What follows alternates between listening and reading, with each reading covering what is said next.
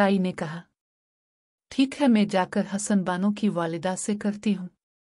मुझे उम्मीद है वो मेरी बात मान लेगी और शौहर को राजी कर लेगी। यूं वो ज़मान के घर मेरी उम्मी के साथ गई। मामले की संगीनी बताकर मिन्नत समाजत की कि अगर तुम्हारा लड़का चाहता है तो शौहर को राजी करो। वो इज्जत से रिश्ता मांगकर मेरी लड़की को बहू बना ले, वरना मेरा शौहर सुखी को मारने की कसम खा चुका है। खुदा के वास्ते मुझ पर रहम कर। औरत का दिल ताई के आंसू देखकर पसीज गया। हसन बानो ने भी अपनी माँ से कहा कि ज़मान कब से सुखी से राबते की कोशिशों में था, मगर वो इसको मौका ना देती थी, तो मैं ही सुखी को अस्पताल ले गई थी कि वो भाई को समझाए। खातून ने शौहर से बात की। वो दौलतमंद आदमी गुरूर का मारा हुआ था।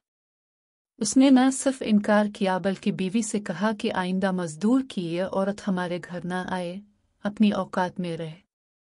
बीवी ने समझाया कि तुम्हारा बेटा ही मसला पैदा कर रहा है। किसी दिन वो भी सुखी के साथ मारा जाएगा, फिर तुम क्या करोगे? ये दौलत तुम्हारे किस काम आएगी? हमारा एक ही बेटा है। ज़मान के वालिद ने कुछ देर सोचा, फिर कहा, मैं ज़मान से बात करता हूँ। अगर वो हाँ कर देगा तो हम रिश्ता ले लेंगे। बाप ने बेटे से बात की तो हैरत की बात है कि इसने साफ इनकार कर दिया। कहा कि सुखी को मैं इस काबिल नहीं समझता कि हमारे घर की बहू कहलाए। आप इसकी माँ को इनकार कर दें। माँ मजबूर हो गई क्योंकि बाप और बेटे दोनों ने सुखी का रिश्ता कबूल करने से इनकार कर दिया था। ताया ने बीवी से कहा, वो लोग इज्जत के साथ रिश्ता लेने पर राजी हैं। जवाब मिला कि नहीं, उन्हें दौलत का घमंड है। ये रिश्ता मुमकिन नहीं है। उन्होंने हमें कमतर समझकर इनकार कर दिया है। अब तुम क्या करोगे? क्या सुखी को वाकई मार दोगे? मैं ये नहीं कर सकता, मगर भाभी को हमरा लेकर ज़मान के वालिदैन के पास गई। ये तुमने गलती की। अब बात खुल जाएगी। वो अपने मैके में ज़रूर ये बात बतलाएगी। इसलिए मुझे सुखी को अपने घर से रवाना करना पड़ेगा। यूं ताया ने बेटी की जान तो बख्श दी, लेकिन इसे दूरदराज के गांव में एक शख्स के हाथ फरोख्त कर दिया ताकि ना रहे बांस और ना बजे बांसुरी। जिस शख्स ने इसे खरीदा उसने अपने बेटे का घर बसाना था। वो एक बुजुर्ग आदमी था। सुखी का निकाह बेटे से किया और इसे बहू बनाकर अपने घर में रख लिया।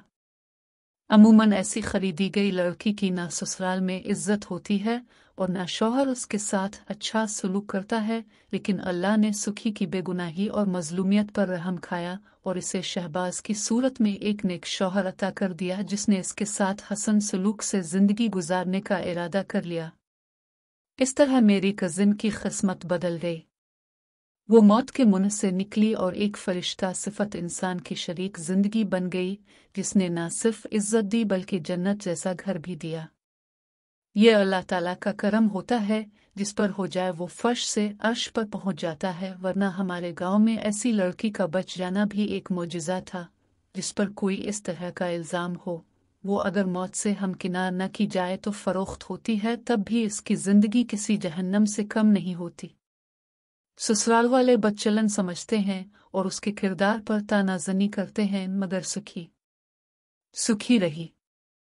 इसके साथ ऐसा कुछ ना हुआ। अल्लाह ने इसे बेहतरीन सोच रखने वाला शौहर और खुशियों भरी जिंदगी अता कर दी। ज़मान ने तो सुखी की जिंदगी तबाह करने में कोई कसर ना छोड़ी थी।